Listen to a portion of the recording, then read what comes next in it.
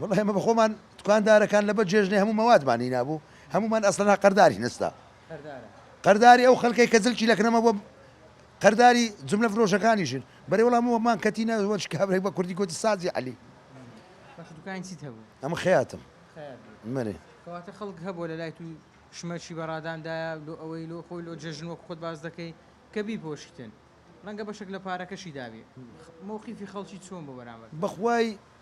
خەڵکەکە الحەمدولله خەڵکیمە مسلمانە لە خوای بەزیاد بی هەتا ئێستا ئەمن بەخۆم لەو هەندێک کەس لەبەرەوەی خوا نەیبڕی بەخێر هەندێک زلکم لەو هەندێک خەڵک کردیا ئەوانم هەموو لۆ درینەوە هەندێک فەقیر هەنە لە بازاری دێنەکنە من مانای بە شتێکی کەم جلکەکەیان لۆکەم ئەوانم هەموو ئەو ماوەی دروست کردینەوە ئەوانەی دیکەش زۆربەی ماریان ئاوابی گەردەن ئازاییان کردی هەر هەموویان تقریبا هەتا ئەستا مانای یەک مشکلم لە یەک کەسی هەیە ئەمانەتەژی لەکرە من بوو ئەمانەتەکەی لێرە سوتایە گوتم برام سەر چاوم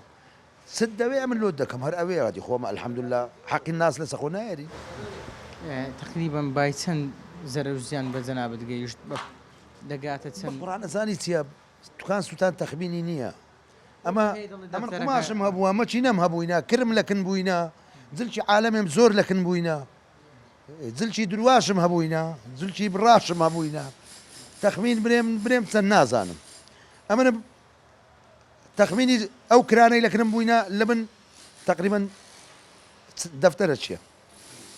ئی خۆم هەمووی بابای سی چل وەرەقەی تێدا بێر هەندێ زیاتر هەر هەندێ زیاتر نییە پێتان گوترایە جگە لە نۆژەنکردنەوەی بۆ نەقەرە بوو دەکرێنەوە هاوکاری دەکرێن بەخوای بەس لۆ ڕسمگرنی دێنێرە لە یا ڕەبی ڕسمەکانیان هەموو بستێت یە دەرنەچی